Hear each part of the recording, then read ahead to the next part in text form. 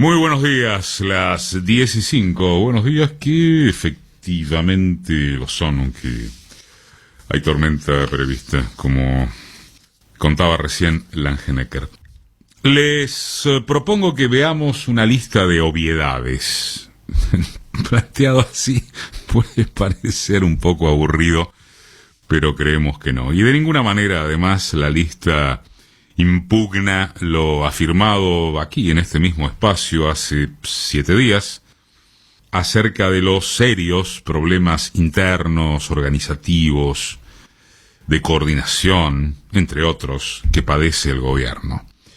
Sucede que el enfoque no se basa en esos inconvenientes, sino a través de observar cómo se analizan los episodios de las últimas semanas, digamos, pero no solo, ni mucho menos, por parte de sectores de la oposición o de la oposición en su conjunto, más que cómo los observa, cómo los vomita.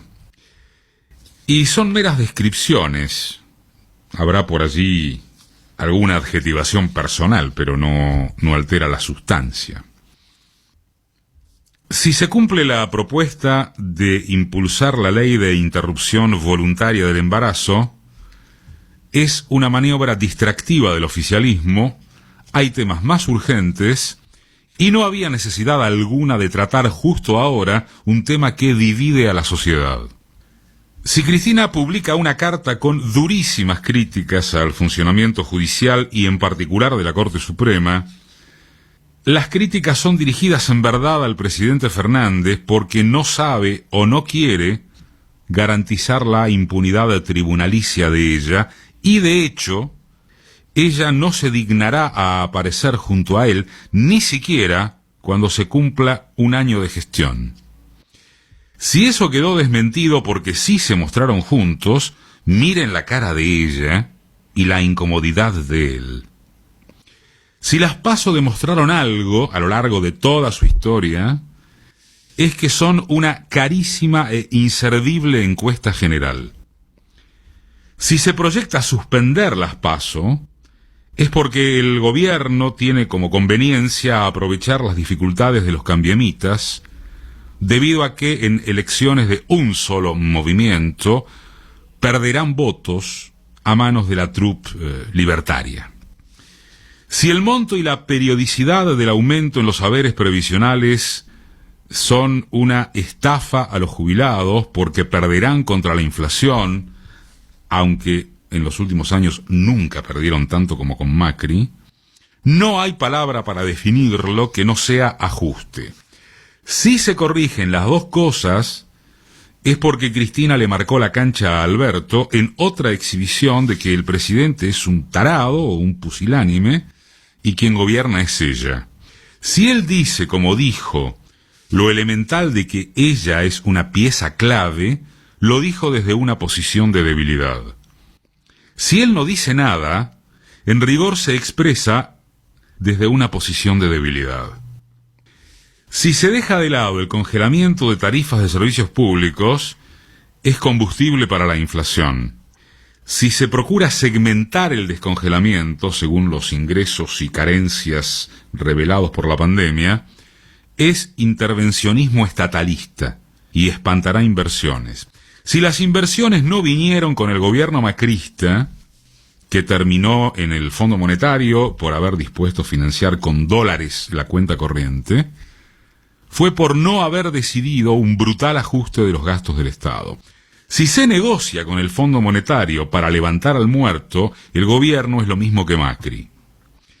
Si la cuarentena inicial no sirvió de nada, porque ya pasamos los 40.000 fallecidos, siendo que podríamos tener un número muy superior en caso de no haber readecuado el sistema sanitario, ahora el problema es el relajo general porque el plan de vacunación es una incógnita logística que en ningún caso producirá efectos inmediatos y encima la vacuna inicial es sospechosamente rusa, aunque las reacciones adversas, también inaugurales, quedaron concentrados en la inglesa. mientras suecos y alemanes se horrorizan por el desborde pandémico, pero el drama somos los argentinos, y en particular su gobierno, que no da pie con bola, aunque se hayan salvado miles de vidas. Es muy difícil, altamente improbable o directamente imposible sostener algún tipo de debate más o menos fructífero en medio de este grado de histeria, a través del cual solo rige una decisión confrontativa que, parece chiste, se le adjudica en exclusividad al oficialismo.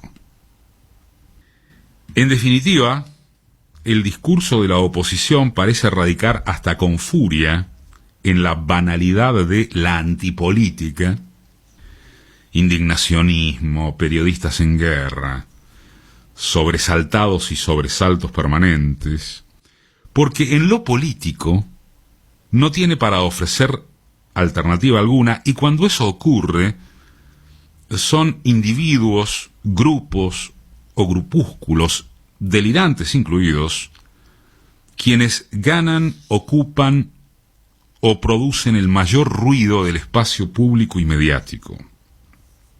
Por cierto, el problema de qué respuesta da la política a esos intríngulis mediante sus fuerzas tradicionales, sus partidos, sus organizaciones sociales, sus sindicatos, sus intelectuales, más vale que excede al carácter patético de la oposición argentina. Estamos frente a un desafío inconmensurable, civilizatorio, en el que la derecha se fragmenta, si es por su carencia de liderazgos convencionales firmes, pero no en su victoria cultural del neoliberalismo. Y la izquierda, genéricamente entendida, balbucea yendo y viniendo con acciones mucho más ligadas a la resistencia que al avance. En ese escenario, y por tanto con todas las prevenciones que se quieran, la renovada media sanción para extender el aborto legal es una noticia excelente por fuera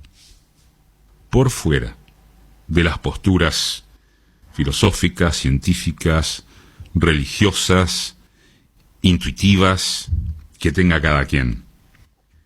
Desde ya que hace falta un mínimo recorrido.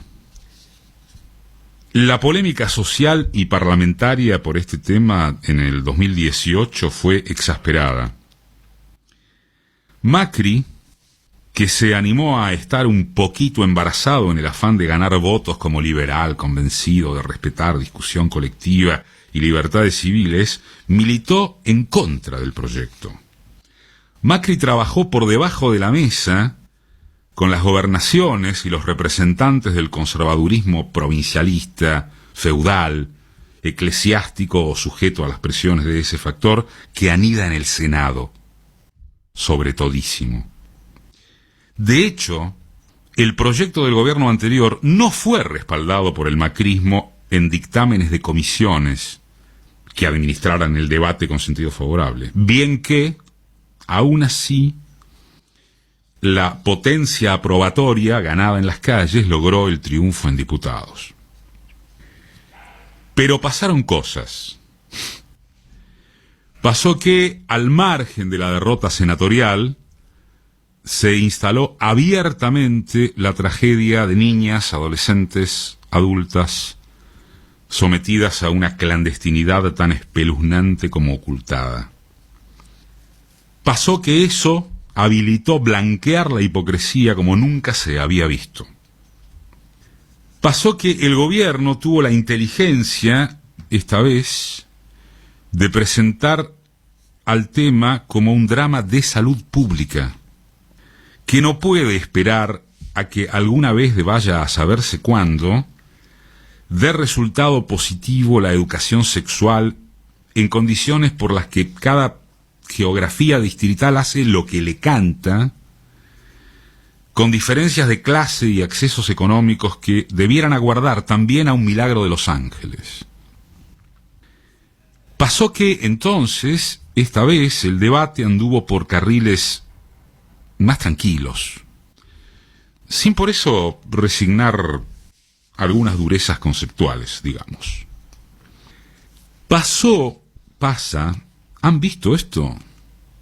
Que hasta el obispado católico no elevó sustancialmente la voz en forma institucional. ¿Han visto ustedes algún documento tremebundo o una reacción oficial del Papa? Bueno, quizá conscientes ya de que a la corta o a la larga tienen esta batalla perdida, so pena de seguir quedando afuera en cosas que el siglo XXI no resiste o no resistiría.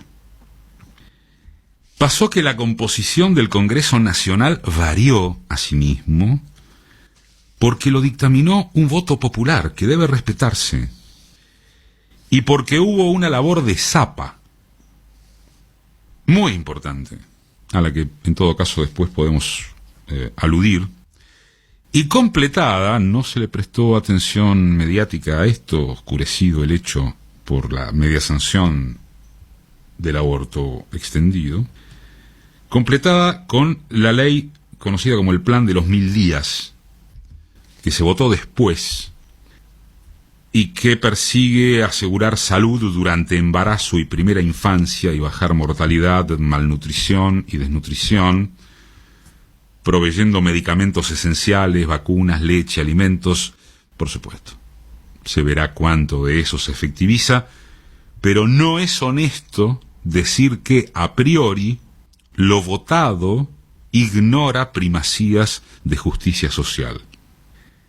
De modo que, en síntesis, pasó y pasa que en Argentina la política volvió a mostrar que tiene algo o bastante para decir en su sentido de disputa de intereses.